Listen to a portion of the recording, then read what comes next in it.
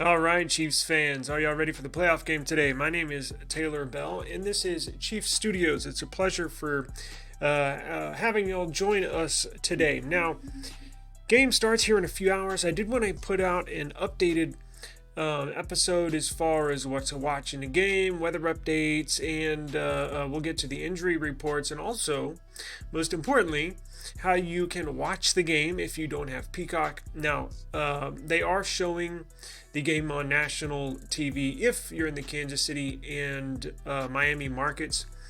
If you're not, like the majority of the country, I have a special trick. I have a workaround for you. Look, I'm known for finding workarounds, right? So leave it up to me to find a way to do something. If they tell you it cannot be done, they're lying. Come see me and I'll tell you how to do anything. So let's get into it. A very special game. I also have a couple clips from James Jones. Phenomenal interview yesterday on the Colin Cowherd show, and he describes just how cold it is going to be. He played in one of the, I think it was the third coldest game in NFL history. So we'll hear from him to see what it's like for the players on the field. But before we get into everything, let's run the intro. Yeah. Woo. I just need my space right now. Fresh off the G5 jet, I'm on my way to a brand new kick. Alrighty, so let me share the screen here. Let's get into the injury report. The injury report just came out yesterday. As I'm sharing the screen here, let me adjust my view here so you can have a little better view of what we're looking at. So here's the official injury report from Chiefs.com. Now, good news here. It shows. Let's see. So basically, looking over the final injury report for both teams, the Chiefs will be without offensive tackle Wayne Morris. He did not clear concussion protocol on Saturday morning, this morning. But other than that, they're relatively healthy. The only players that are questionable is wide receivers Justin Ross, marked down with a hamstring issue, and Kadarius Toney, hip/ankle. But as I mentioned, they are questionable, so they may or may not play. We have no idea. We'll have to wait and see once kickoff gets once the broadcast starts. Donovan Smith, their offensive left tackle, is going to be starting the game. He is a very above average player, above average talent, definitely better than their backup. He missed the last few weeks with a neck injury, last few weeks of the season. He will be starting this game. Now, let's go to the Dolphins. Let's see here. Oh, the Dolphins got issues. So, for the Dolphins, they'll be without all-pro cornerback Xavier Howard this evening with a foot injury. So he is out of the game tonight. Miami also plays several significant defensive players on injured reserve just over the last few weeks, including edge rusher Bradley Chubb, edge rusher Andrew Van Ginkel, and linebacker Jerome Baker. In fact, 4 of the 11 starters when Chiefs played Miami in Germany back in week 9, 4 out of those 11 defensive players are not available for this game, whether they're on injured reserve or they are just marked as out of the game. Let's see. Miami just listed safety Deshaun Elliott, calf, and safety Javon Holland with knees, and running back Raheem Mostert, knee/ankle, with wide receiver Jalen Waddle with an ankle injury as questionable.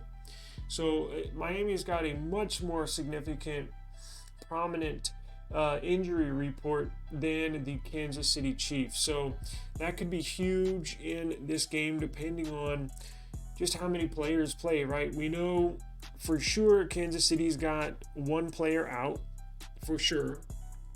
And 2 are questionable. Now, those 2 players that are questionable, Kadarius Toney and Justin Ross, have not had that big of an impact on the season so far. So let's say even just 1 out of the 2 missed the game. It's no big deal. They were going to drop a ball or 2 anyways tonight. So not really going to miss them, in my opinion. Now, with Miami, as I mentioned, they got a lot of players out and a lot of players questionable. So Miami's definitely hurting more than the Chiefs. So Chiefs are relatively healthy rolling into this wild card weekend. Let me pull up the weather report for everyone. I know that's a big topic. On the docket for tonight's game. So currently at 3:30 p.m. on a Saturday afternoon, at the moment it's 2 degrees Fahrenheit. Now, catch this. If you scroll down, we're on Saturday, right? At kickoff, 7:15, it's probably going to be at -2. And then at the end of the game, it should finish right around -5. But that's freaking cold, right? But that's not even the worst part. They are under a national, Kansas City, Missouri, in Kansas, is under a national weather service wind chill warning. That's right. If you look here towards the bottom half of the screen, you'll see the wind chill warning. Now, this report was updated an hour ago. And they state, I literally read this probably 3 times before I hit record, or just a little while ago, maybe an hour or 2 ago. I can't believe this. It's going to be dangerously cold wind chills. Now, what's dangerously cold wind chills? Well, how does -40 sound to you? That's right, 40 below zero. I don't think I've ever seen wind chills ever get close to that. Of course, I live down here in Texas, so I'm not used to the cold weather, but I think that's the coldest I've ever seen it. I mean, that's basically Antarctica weather, honestly. Now, as I speak of the cold weather, let's let you hear from James Jones. As I mentioned in the beginning, I got a couple clips of him describing just how cold it is. Now, I'm going to play these. It's just like a couple 30-second clips, but I did have to edit the video visually and audio wise so I don't get a copyright strike. NFL topics, NFL videos are super strict, so I backed off some of the editing, so it's it's not so prominent for the viewers, but I still got to edit it so I don't get a copyright strike. But let's check out, let me pause the music, let's check out James Jones real quick, right? Here we go. So he's talking about how this is when Brett Favre went into the huddle. It was so cold he could not even speak. Then we get the ball, and the very first play, Brett is so cold Brett can't even talk. So he like, break. And we all said break like we knew the play. A break. We all said break like we knew because didn't know what the play was. But we're not going to stand here. Just dealing with the elements, insane cold elements that your body just cannot physically perform like it's used to at regular temperatures. Now, not only will your mouth and your speech freeze up, but your toes and your fingers will too. Check this out. One thing I do remember about that game, number one, right when you walk outside, toes frozen, fingers frozen. Immediately. Yeah, everything's body catch. You know what I mean? Like, to be honest with you, to be honest with you, Aaron will look at me in the huddle like, you open? Nah. This is the only time I'm not open when it's ice cold like this. You're about to break my fingers. I can only imagine, especially when you got a quarterback throwing a high-velocity ball like Mahomes, Aaron Rodgers, Brett Favre. It's got to be incredibly difficult for these receivers. I just don't know how they're going to do it, but they're the professionals, not me, right? So This last clip is probably the most significant clip that I have, because the first two were pretty interesting to hear, but this is the most striking. This tells you just how cold it's going to be. Now, when he tells this quick story, at the time he said it was negative 25 degrees wind chill. Tonight it's supposed to be negative 40. So listen to this real quick. We had what's the little stuff you drink, the broth. We had the little chicken broth on the sideline. You did. Right? And I remember man, I need to go over here and get me some chicken broth. I went over there, that thing was slushy. That's how cold it was. They brought hot broth They brought hot broth out there for us to drink, and they set them down for a good little 5 minutes. You go, the thing was slushy. I said, see, so I always used to say, man, these cold weather games, every team needs to have a dome. They brought hot chicken broth out for the players to drink, and within just a few minutes, it was frozen. So I don't know how they're going to do it. I've been in some bitter cold weather, and it is hard to drink liquids, right? It is hard when you are freezing. It's hard to just drink water, right? And even if they bring hot water, heat it up in the locker room, bring it out. By the time they sit it down, it's been in the cold weather for a minute or two. By the time they get to the tunnel, to the bench, and then in another minute or two, it'll be frozen. So I have no idea how they are going to handle this. The NFL has some protocols, as I was viewing on ESPN this morning. But I don't know. This is going to be very interesting to watch. Now, getting into the game, after thinking about it, look, I picked the Chiefs on our last episode. I picked the Chiefs to win. And I think I said it's going to be like a 16-10 game, right? Maybe 13-10, 13-9. It's going to be low scoring. It's going to be slow. For one thing, there's not going to be many throwing plays, right? And I believe both teams are going to run the ball more than throw the ball. So here's what is hanging in my mind is that Miami has a better running game than Kansas City does. It's Kansas City's run game has looked better as of late, but Miami has better talent at the running back position, and they have some really good offensive linemen. Most of Miami's injuries are on the defense, so Miami's running game is still going to be relatively good and intact as it has been all season. In fact, they have, I think, if not the number one rushing game, I believe it's in the top 5 rushing offenses in the whole league. So they're going to go run heavy. Chiefs are going to go run heavy. Although the Chiefs defense, all the starters are playing.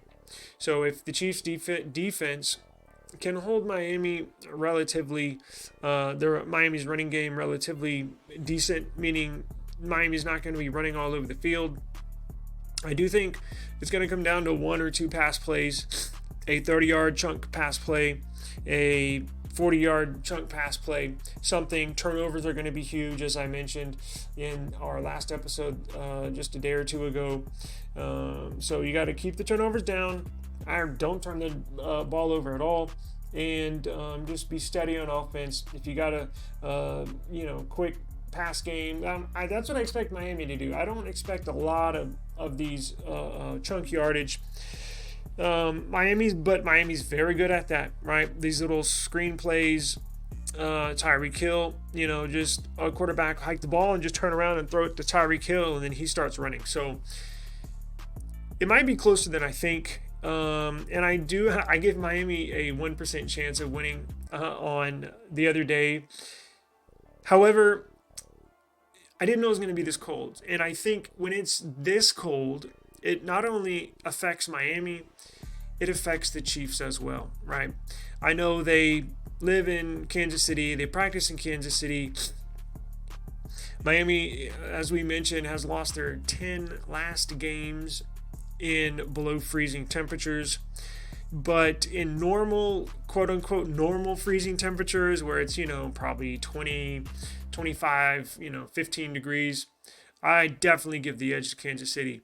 When it's negative 40 wind chill, when it's negative 2 at kickoff, when it's negative 5 in the fourth quarter, it's got to affect both teams. So I'm giving Miami a much greater percentage or chance of winning this game than 1% before I knew it was going to be this cold. It's just physically, at some point, the cold weather, the low temperatures has to not only affect Miami, but as I mentioned, it's gotta affect the Kansas City players as well, even if they're used to it. At some point, it is so cold, your body just cannot physically perform how it's used to. So I'm gonna give Miami a 40% chance of winning. Yes, I know that's a big drastic number, but that's how much of the weather I believe is going to come into play. So I got Kansas City winning at a 60% chance of winning. It's going to be low. It's going to be 16-13 still, right? So it's going to be a run heavy game, but that is my updated prediction, right? So let's get into, check this out. Now let's get into the fan section. Whether you're going to be attending the game, I have news up to the second news for you. And if you're not going to be attending the game, like I would, if I had tickets for this game, I was texting my dad earlier. He said he would not go, and I replied back, "Hell no! There's no way I could go to achieve when it's that cold. I'm just not. Sorry, I'm not getting frostbite. I know it'll be sold out. I know there's fans there that started early this morning tailgating, but you got to be a little bit insane, right? I mean that's certified crazy, right? I think so. But look at this. So Kansas City on their website, the Chiefs website, put out a statement just about an hour ago. Stay warm this weekend, preparing for the game on Saturday night. For fans that are on your way to the game or are already there, and subscribers of the channel or viewers of this video, bundle up with loose fitting layers and cover all exposed skin, even your face, right? Your nose, your ears, everything, every part of your body, you got skin, cover it, right? So here is an updated list of items fans can bring into the game. Guests may carry in blankets without zippers or compartments, so you can bring blankets draped over their shoulder during the security screening process. Cardboard no larger than 3 inches by 5 inches, as well as portable chargers and non-dry cell batteries. Interesting. Both no larger than 6 inches by 3 inches by 1.5 inches to power heated apparel or your cell phone, right? If you get stuck in the parking lot after the game. That's the other thing. Is it even safe to drive to and from the game? I mean, I guess, I don't know. Is that a dumb question? But again, they're used to this, so maybe I'm the one that's, overreacting. But yeah, easy for me to say. I'm down here in South Texas, so it gets 40 degrees and we are freezing. Battery packs must be disconnected during security inspection. More information can be found at chiefs.com/permitted. I'll put that link in the description box. It says fans needing additional layers on site may visit one of the many pro shop locations that will be stocked with warm wear. Stay hydrated. Going back to liquids. All guests may bring in one factory sealed bottle of water, 20 ounces or less. But here's the thing, it's so cold it'll probably freeze if you're in the stands, right? Warming stations will be located throughout the complex. Exterior, warming trailers will be available near parking gates 3, 4, 5, and 6, inside lots B, C, D, F, and G, as well as the northwest corner of Ford Tailgate District and Lot M as in Mary. Interior, 9 warming stations will be located inside of the stadium, one at the bottom of each of the 4 field level spirals. Let's see. Grab a cup of hot chocolate available for sale at all Chiefs bars, Tailgater, Blaze, and Sheridan locations on the field and upper levels. Fans who pledged to be a designated driver at one of the fans' first booths will receive a coupon for a complimentary cup of hot cocoa. Lord have mercy. I'll put this in the description box. Now, that's for fans attending the game.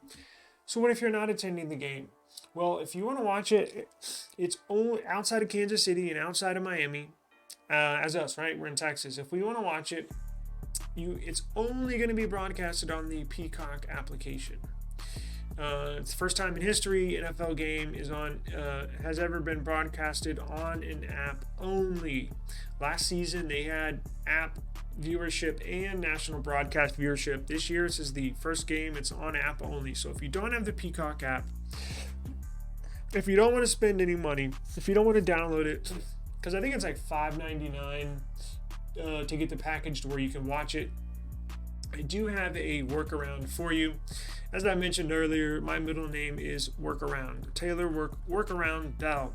So here's what you do. Now, I got to be careful about how I worded this, because I put a video out last year saying how to watch FREE football, and they took my video down. So all I'm going to say, so we can get this cleared here on YouTube, is I'm going to put this application on the screen and just simply download the application. It's pretty self-explanatory.